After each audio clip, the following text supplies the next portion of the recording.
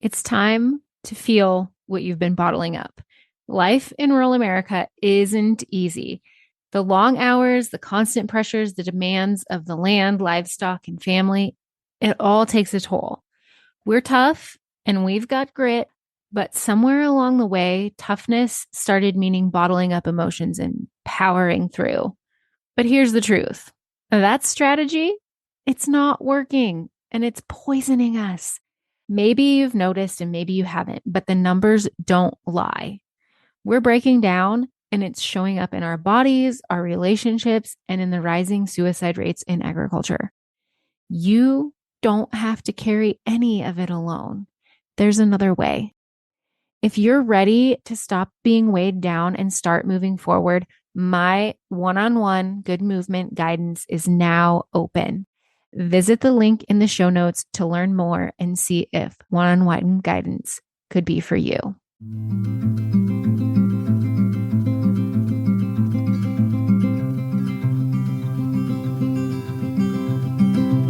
I'll carry you, you carry me, we'll help each other through it. Come on and see, good movement draws good movement. Welcome to Good Movement Draws Good Movement, the podcast where farmers, ranchers, and rural folks can grow relationally through awareness, understanding, and effective communication. Hey, it's T. I'm your host, and I, along with my guests, will be covering topics related to drawing good movement. Things like self and social awareness, brain science, positive psychology, extending grace, and so much more. We'll share tools that can help you understand why you are the way you are, why others are the way they are, and how you can use that to step out of self-told lies with grace and compassion to draw good movement in conversations, relationships, and life in rural America. Let's go draw good movement. Welcome back to the Good Movement Draws Good Movement podcast. Have you ever seen or heard or have someone say to you something that just kind of blows your mind? I have. Actually, a while back in my therapy, Jada said something to me during our session that just completely blew my dang mind. She said, "You are unable to feel joy because you have been numbing all of your other emotions. And when you numb all of your other emotions, you can't feel happiness and joy to the fullest because you can't numb one and not numb the others." So more recently than that, though, the same concept came across my Instagram feed in the form of a reel from an account called Quinlan Walther. And in her reel, Quinlan talks about how our emotions are not the problem. Our problem is our resistance to our emotions. And I thought the reel was so great because obviously I'd had my mind blown by this concept before, that I shared it in my stories. And I had a few people slide into my DMs with mind blown messages. So I thought this would be a good thing to talk about on the podcast and also file under things I wish I would have known, but was never taught. So basically, we can't numb fear, anger, and sadness and expect to feel happiness and joy to their fullest.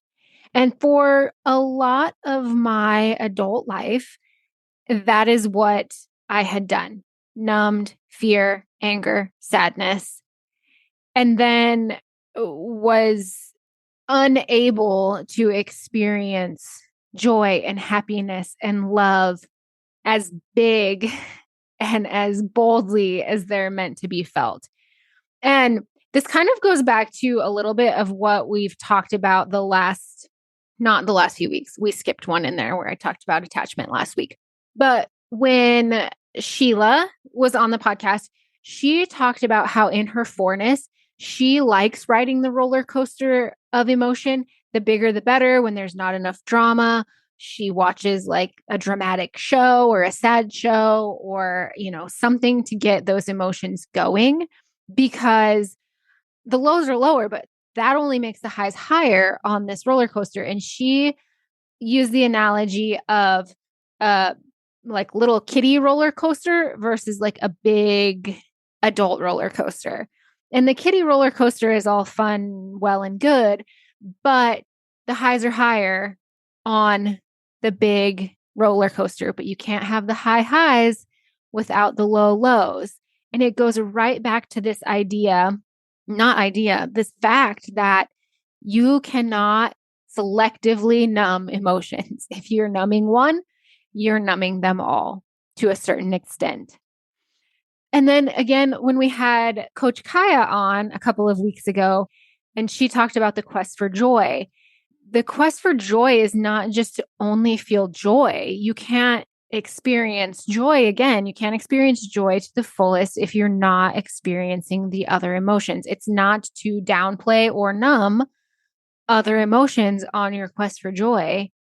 It's to fully experience all of the emotions. And so this is going to just be a really short episode to shed light on this fact that you cannot selectively numb your emotions.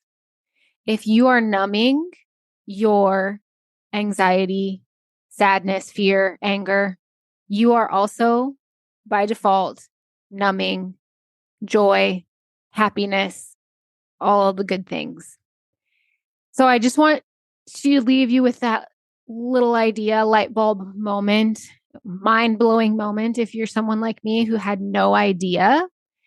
And then get curious about what you're numbing and why you're numbing it. And I would challenge you to, instead of numbing, feel it, recognize it, feel it, accept it, and then look out for all the joy and happiness to hit you boldly and full on. With that, until next time, draw good movement. Thanks so much for tuning in. I'm so grateful for you. If you found value in this episode, I'd love for you to share with others who might also benefit from tuning in. Share by word of mouth, send it in a text, take a screenshot and post it on social media, or share however you prefer. And if you haven't already, hit the follow or subscribe button so you never miss an episode. Until next time, draw good movement.